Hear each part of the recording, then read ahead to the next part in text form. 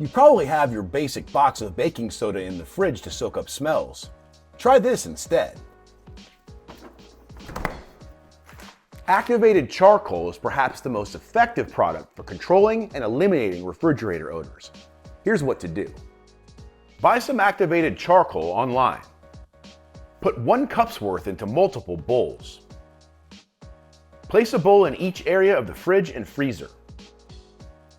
Once the stench disappears, leave a bowl behind, preferably in an out-of-the-way spot where it won't get bumped and dumped.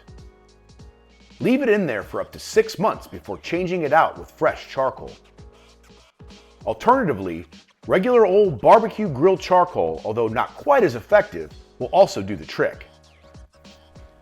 But why does it work? The charcoal's extreme porousness and slight negative charge enables it to attract and trap unsavory impurities.